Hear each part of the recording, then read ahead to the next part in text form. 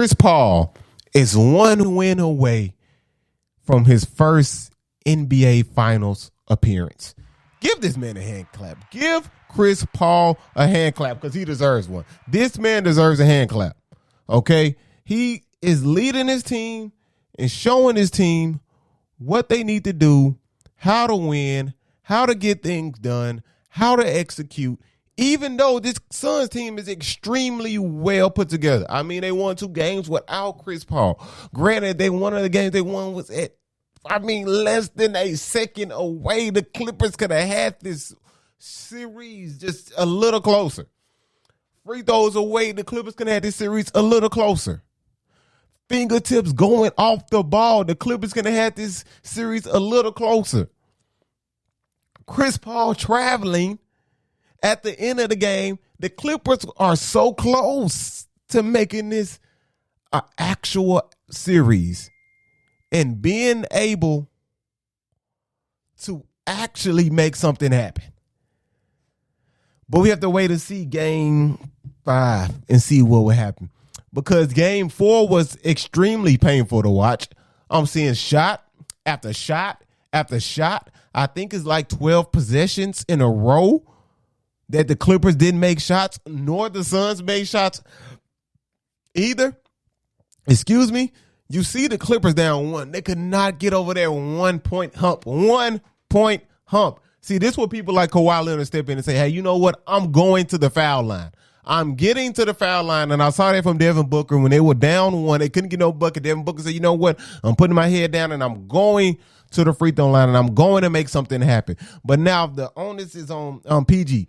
PG is a superstar, okay? Paul George is a superstar, but we know he had a lot of hiccups, okay? This series, the missed free throw in game 2, the missed free throw in game 4, but Paul George has been playing, he's been playing great. The field goal percentages don't say that, but if you watch the game by the eye test, Paul George has been playing as hard as he can and trying to make things happen for his teammates, but shots just don't fall when they need to fall. But I believe in Paul George. I believe Paul George can bounce back game 5 and actually make something happen the same way he did in game 2 until he missed those free throws. And what he did in game 3 as well, he played a good all-around game.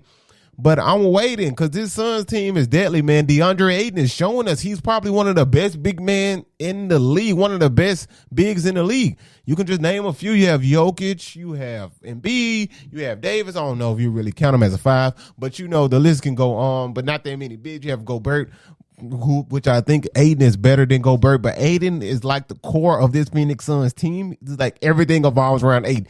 Every time they could not make a basket, Ayton, most of the time, ended up with the offensive rebound. I mean, crucial moments in the fourth quarter. Rebound after rebound after rebound after rebound. And I'm watching the game. I'm like, are you serious? Are the Clippers going to box out?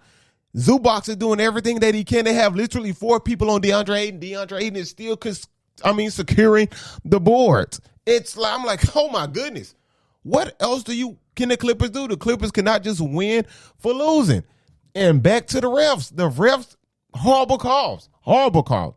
The ball was clearly off of Cameron Payne. Chris Paul clearly traveled. He anticipated getting fouled. But no, if you watch the tape, you can see the tape. Chris Paul literally just falls on his own and falls to the ground. Nobody touches him. The referees at this point, you are costing the Clippers the series. I'm not a big Clippers fan, but I'm just saying from the eye test, from watching the game, I'm seeing these refs miss a lot of close ones, but they have been good overall. I'm not going to lie, the referees have been good overall, but close ones for the Clippers, you have been missing them. Zubac's jersey being grabbed, game 2 going to the hole. You are missing these little calls that can shift the whole series, and most likely the Clippers wouldn't be down 3-1. But Paul George, you have to step up. You have to show us tonight, game 5, tonight, PG, you have to show us Indiana, Paul George. You have to turn the clock back. You have to do something. You have to make it work. Nope, I don't want to depend on Reggie Jackson, even though Reggie Jackson is a pure bucket.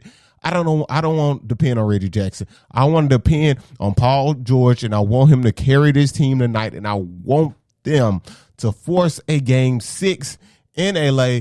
hopefully he can force a game 7. We can see something amazing happen. Who knows? But we have to wait and see. But this Phoenix Suns team is so good. Devin Booker is so good. DeAndre Ayton is so good. Chris Paul is so crafty. Cameron Payne is so good. Mikal Bridges is so good. These dudes are great basketball players. Jay Crowder hits timely shots again and again and again all the time. So I'm saying, PG, step up, do your thing.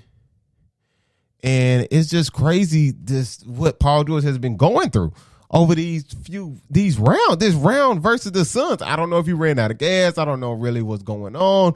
Patrick Beverley doing everything that he can on Devin Booker, guarding him so good. I mean, he's guarding Devin Booker the best that he can. What more can you ask from a guy to hold Devin Booker to these type of shooting percentages and still you lose the game and still you don't pull out the W because you cannot secure boards when they are needed, and that's just that's not cool. That's not cool at all. But hey, we just gonna wait to see. Hopefully the game is as good as it was. Game 4. The last 65 seconds took 21 real-time minutes for it to play out. We saw the same thing happen in game 2. So I'm definitely expecting Paul George to step up and do something great tonight. I think he will. Paul George is a superstar, man.